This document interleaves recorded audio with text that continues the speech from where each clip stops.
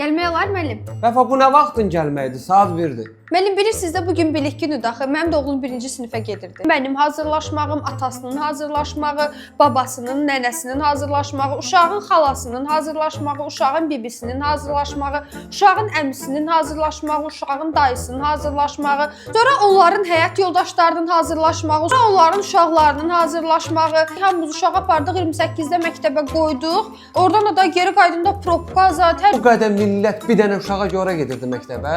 Mənim oğlum məktəbə gedir deyə onun şad günü deyirsiniz indi anası görməsin, atası görməsin, nənəsi görməsin, babası görməsin, əmisi, dayısı, bibisi, xalası, bütün xalası uşaqları, onların həyat yoldaşları heç kim görməsin deyirsiniz.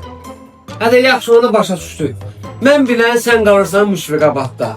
Orada da gül kimi məktəb var evimizin yanında. Sən niyə uşağı 28 aparsan? Nə danışırsınız ay müəllim? İndi mən özüm Müşfiqabadda qalıram. Gör demək ki, mənim uşağım da Müşfiqabadda məktəbə getməlidir. Qoy desinlər ki, Vəfanın oğlu şəhər məktəbində oxuyur, mərkəzdə oxuyur.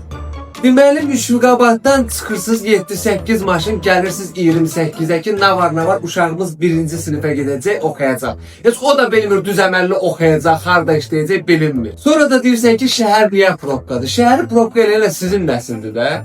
İndi nə qarmalıyorduk ay müəllim? Biz Müşfiqabaddan 28-ə piyada getməliydik. Bu bilməmişdim.